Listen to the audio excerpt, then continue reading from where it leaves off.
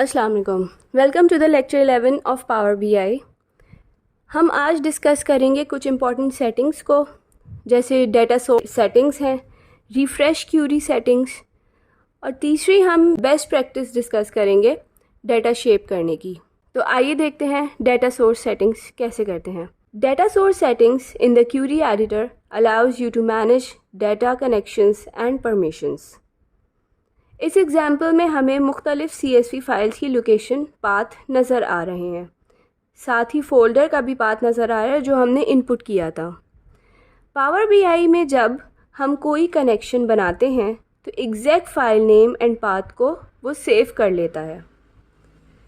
इसका मतलब ये है कि अगर कुछ भी फाइल में चेंजेस हों या आपने गलती से उसको रीनेम कर दिया या उसकी लोकेशन आपने चेंज कर ली, तो पावर BI जो है वो ऑटोमेटिकली अपडेट नहीं करेगा। वो एक स्नैपशॉट ऑलरेडी बना चुका होता है उसकी लोकेशन और उसके नेम का। तो इसलिए हमें डेटा सोर्स सेटिंग्स में जाके ब्राउज़ करके न्यू पाथ देना होता है। This is the most common issue people face in power BI. They rename the file unintentionally and eventually affects the Power BI report. अब सबसे पहले हम देखते हैं डेटा सोर्स सेटिंग्स किस तरह से हम कर सकते हैं। तो ये मेरे पास पावर BI डेस्कटॉप ओपन है। यहाँ पे जो है मैंने डेटा सोर्स सेटिंग्स जो है होम टैब में मैंने इसको क्लिक किया है और मेरे पास ये सारे फाइल के पाथ नज़र आ रहे हैं, फ़ोल्डर का पाथ नज़र आ रहा है। जो भी जहाँ से भी मैंने इसको उठाया है वहाँ पे इसने ये किया है पावर BI ने कि जो है इसने एक स्नैपशॉट क्रिएट कर दिया इस पाथ का और उस पर इसने ये अपने पास सेव कर लिया है।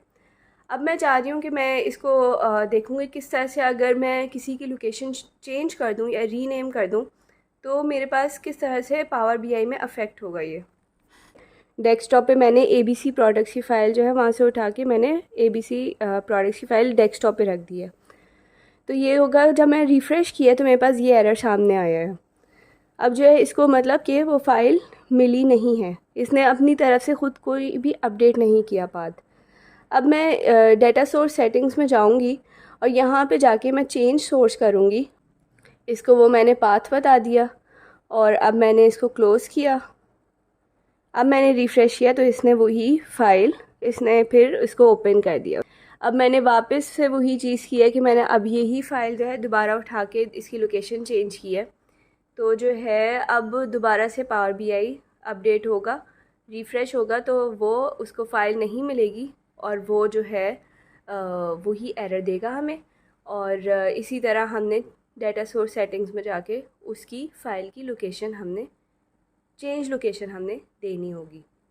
तो यही एक मेन प्रॉब्लम आता है जब पावर BI जब काफ़ी सारी फ़ाइल्स हम डील करते हैं तो हम अनइंटेंशनली किसी फ़ाइल को हम कभी रीलोकेट कर देते हैं या उसको रीनेम कर देते हैं। तो डेटा जो पावर BI है वो ख़ुद ब खुद ऑटोमेटिकली अपडेट नहीं करता। We have to change that in data source settings.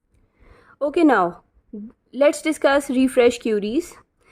Refresh query करने का एक बटन है जो कि होम टैब में है रिफ़्रेश के नाम से। अगर हम इस बटन को प्रेस करेंगे तो बाय डिफ़ॉल्ट जितनी भी क्यूरीज़ हमारे मॉडल में मौजूद होंगी वो सारी रिफ़्रेश होंगी। इसका नुकसान ये है कि इसमें लोडिंग टाइम में थोड़ा डिले आएगा। तो इसमें हम ये करते हैं कि जो क्यूरीज़ जो हैं जो स्टैटिक इन्फॉर्मेशन अपने अंदर रखी हुई हैं उनको हम बार बार रिफ़्रेश नहीं करते। उसमें ऑप्शन क्यूरी एडिटर ये देता है कि आप राइट क्लिक करें अगर किसी भी क्यूरी को, तो वहाँ पे आ जाएगा कि इंक्लूड इन रिपोर्ट रिफ़्रेश, उसको हम अनचेक कर देंगे। इसलिए जब नेक्स्ट टाइम जब क्यूरी एडिटर आप ओपन करोगे ये क्यूरी जो है वो ऑटोमेटिकली अपडेट नहीं होगी। You have to check this button अगर क्यूरी आपने रिफ़्रेश करनी हो।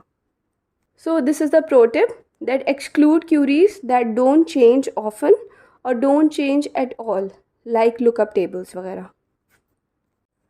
नेक्स्ट हम देखते हैं कि रिफ़्रेश क्यूरीज़ किस तरह से करते हैं। ये हमारे पास कुछ क्यूरीज़ ओपन है पावर BI डेस्कटॉप में और ये हमारे पास रिफ़्रेश का बटन है जिसमें रिफ़्रेश प्रीव्यू में रिफ़्रेश ऑल, रिफ़्रेश प्रीव्यू और कैंसिल रिफ़्रेश, ये 3 ऑप्शंस हैं।